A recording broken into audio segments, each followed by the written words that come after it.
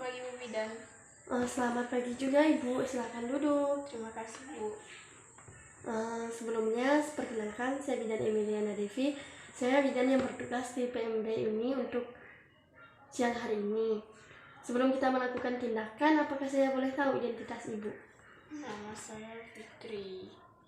Umur Ibu berapa ya Bu? 20 tahun. Dan alamat Bu? Alamat Bungku Barang Sambal. Baik Bu, langsung saja kita melakukan konseling. Apakah tujuan Ibu ke sini? Jadi tujuan saya ke sini ingin konseling tentang tanda dan bahaya kehamilan lanjut. Sebelumnya saya tanya ke Ibu, apakah Ibu sudah tahu tanda bahaya kehamilan lanjut apa-apa saja ya Bu? Belum tahu. Baik Ibu, langsung saja saya jelaskan tanda dan bahaya kehamilan lanjut.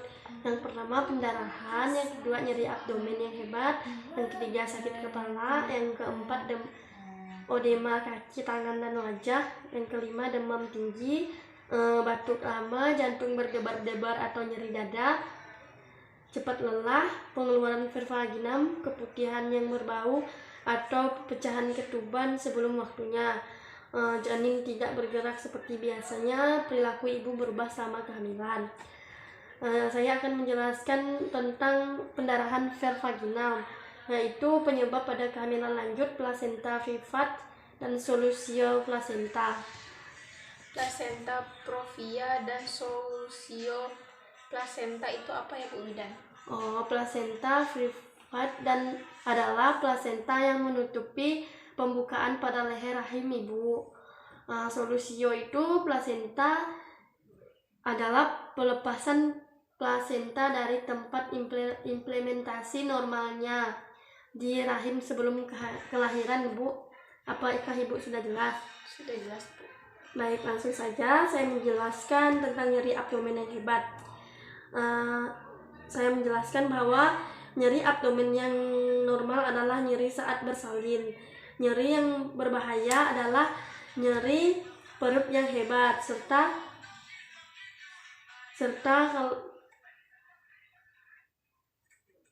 kalau tidak istirahat semakin hebat itu Ibu. Terus kemungkinan gejala kehamilan bersalin, solusio plasenta. Baik, setelah itu saya akan menjelaskan tentang sakit kepala atau nyeri kepala yang hebat ya Ibu. Di sini saya akan menjelaskan bentuk sakit kepala yang menunjukkan masalah serius, yaitu sakit kepala yang hebat dan menetap serta tidak hilang setelah beristirahat. Setelah itu, kadang-kadang sakit kepala yang hebat tersebut mungkin menyebabkan penglihatannya menjadi kabur atau berbahaya atau pandangan kabur. Yang ketiga, saya akan menjelaskan bahwa sakit kepala yang hebat dalam kehamilan adalah gejala preeklamsi. Setelah ini saya akan menjelaskan tentang bengkak pada muka dan tangan ya Bu. Saya menjelaskan bahwa bengkak yang merupakan tanda bahaya adalah bengkak yang muncul pada muka dan tangan, tidak hilang setelah beristirahat, dan disertai dengan keluhan fisik yang lain. Yang keduanya, bahwa bengkak tersebut kemungkinan adalah tanda dari anemia Bu, gagal jantung, dan preeklamsi. Dan saya akan menjelaskan mengenai bahaya demam tinggi pada kehamilan. Apabila ibu mengalami demam tinggi yang menggigil, berkeringat lebih dari 2 hari, waspadai. Jika ibu tinggal di daerah endemis malaria, waspadai gejala malaria ya Bu. Setelah ini saya akan menjelaskan tentang batuk yang lama. Apabila ibu sering mengalami batuk lama lebih 2 minggu, waspadai ibu hamil dengan TB paru ya Bu. Dan saya akan menjelaskan tentang jantung berdebar-debar atau nyeri dada. Apabila ibu sering mengalami jantung berdebar-debar atau mendadak mengalami nyeri dada, waspadai ibu hamil dengan penyakit jantung Bu.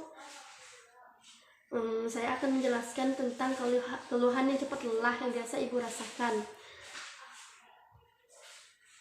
Jika mengeluh cepat lelah tetapi membaik dengan istirahat merupakan kondisi yang normal bagi ibu hamil. Waspadai ibu jika merasa cepat lelah disertai pusing, ngantuk berlebih, kemungkinan ibu mengalami anemia ibu. Dan saya akan menjelaskan tentang pengeluaran pervaginam yang harus diwaspadai ibu.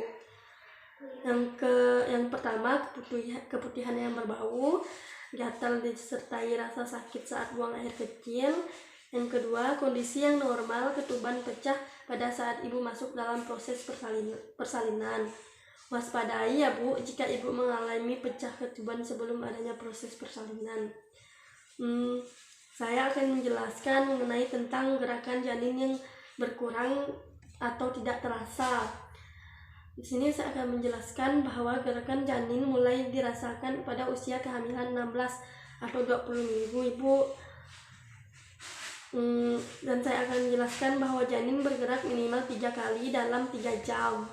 Itu termasuk normal ya Bu. Dan saya akan menjelaskan bahwa gerakan janin yang kurang atau tidak terasa merupakan tanda adanya gangguan janin dalam rahim ibu.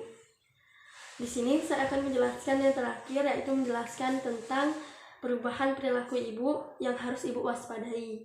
Yang pertama, pada kehamilan ibu mengalami perubahan perilaku dikarenakan adanya perubahan hormonal ibu.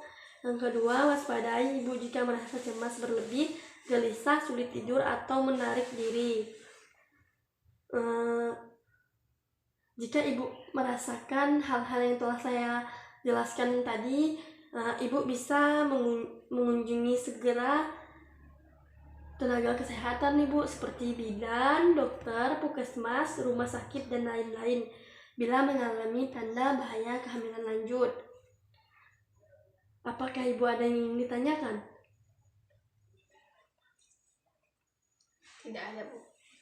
Baik Bu, apakah ibu bisa mengulang kembali apa yang saya jelaskan?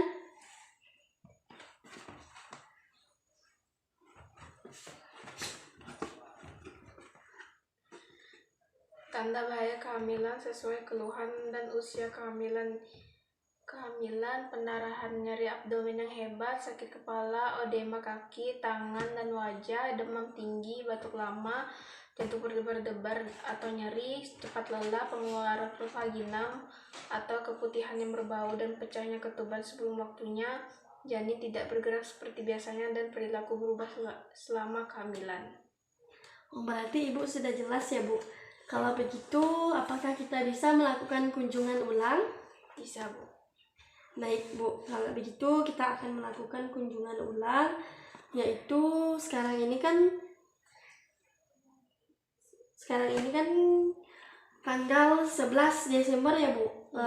Berarti ibu bisa melakukan kunjungan ulang itu 2 minggu setelah ini ya Bu. Berarti tanggal 25 Desember ibu bisa balik ke sini lagi. Iya Bu. Apakah sudah jelas yang saya jelaskan tadi Ibu? Jelas Bu. Baik Bu, kalau begitu terima kasih Bu atas saran dan konsultingnya. baik Ibu, sama-sama.